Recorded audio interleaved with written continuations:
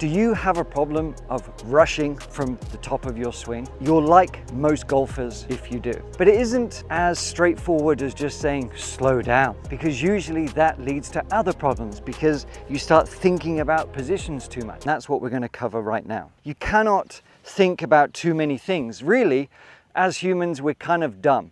We can't multitask. We might think we can, but we can't multitask at least very well. And so we cannot have too many things to think about in our actual movement, our swing. So what do we want to do instead? It doesn't mean this is the solution for everything, the only thing you're ever going to need, but when we're on the course or when you're next out practicing, I want you to try this. The count, what we're going to do, is literally 1. And just that number alone is going to be your backswing.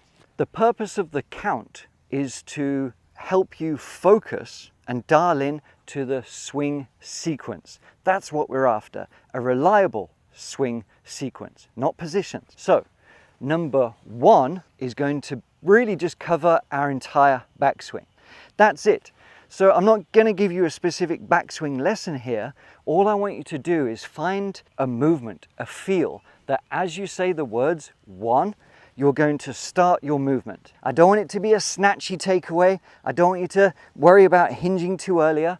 I just want you to see what happens when you kind of let go of too many thoughts or too many expectations. If you can, get up and try this with me. I want you to just say number 1, and make a backswing. Whatever that backswing is to you. I would prefer you to have a more general main feel, so it's going to be more body orientated, feeling like the rib cage is your engine moving the club back rather than the hands or the wrists. Let's use something just as you would to throw a ball. Go 1. See how I use movement, momentum, and my arm ends up more or less into a golf swing position. If you just want to try it with one hand only first, we just go 1 and see where that puts you, okay?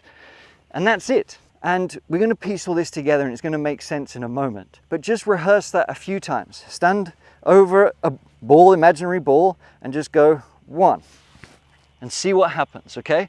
And as we get to 1, we're not making a downswing yet. What we're doing next is the magic, the true magic of what most people miss. Because most people go into 2, hitting the ball. And that is where rushing the swing comes from. That's where the sequence gets all out of whack, either over the top or getting stuck underneath because we're trying to throw the hands at it, or we're spinning out too much.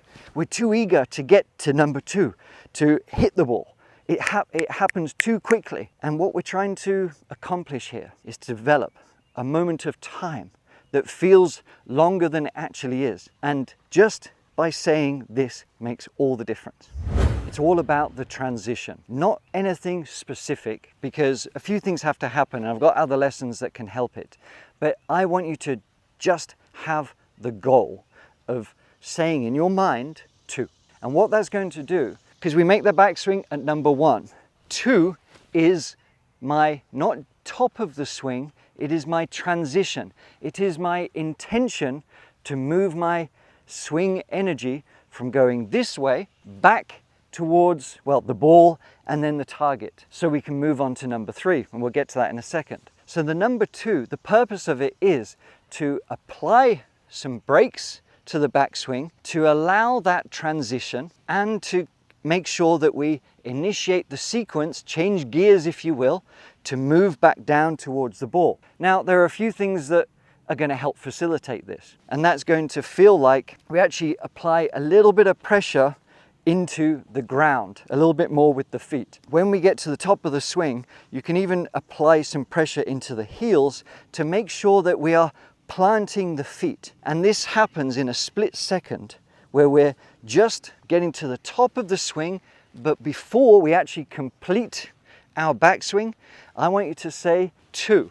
And 2 is going to be pretty much from here to about here.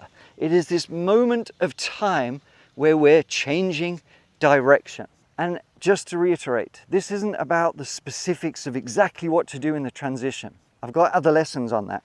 I just want you to try and chill out a second. That fraction of a second where we're not really trying to go hard from the top, that fraction of the second. Doesn't mean a pause, just count to whatever you need to do. And it will give you an awareness. And here's where I want you to become aware of your own swing, because you'll start to find what works best for you. Whether it is, I'm going to allow those arms to lower. That's my number 2. I'm going to plant the foot. That's my number 2. I'm going to allow everything to just move a little bit more together with my hip, getting my elbow in front. Maybe that's my number 2, but that's for another time. Just by saying the words 1, 2, okay? It's going to just apply the brakes for that fraction of a second that can feel like an eternity, so we can have all the time in the world to deliver back. I'll give you one little bonus tip for the transition, which I've noticed has helped people actually apply this 1, 2, 3. Because we want to try and create some awareness, a neat little trick, if you will, is by the time we're sort of making our way to the top, we've gone 1, and just as we're saying 2, as I say 2, I'm actually going to feel like I kind of squeeze my arms together. I'm actually compressing my arms together before I've finished my backswing. As I make the downswing, a lot of times these arms are kind of disconnected because we're rushing. If we have a feeling of squeezing these arms together, okay, squeeze these arms together, it's going to again just slow us down for a fraction, but give us the right connections and enable us to execute the sequence that bit better, to execute number 3. Number 3 is basically our intention to move back and strike the ball. So it's striking the ball, and you can say it really pretty quickly. So it's 1, 2, 3. And by the time you're saying 3, we should be just about into impact. But I don't care about the specifics of it. This is about you training yourself and your own pace and tempo. And you might find that when you first try to count 1, 2, 3, it's like 1, 2, like you just don't have a chance to say 3. So start having some practice swings at home right now and see how easily it is to say 1, 2, 3. So every shot you start practicing, it's just going to be 1, 2, 3. It's going to give you, I mean, that was just a little dink, but that's how I want you to start with. That 1, 2, 3, that transition, that squeeze of the arms, that moment in time is going to give you unparalleled consistency and trust and confidence when you're out on the golf course. 1, 2, 3. It's very simple, but very effective.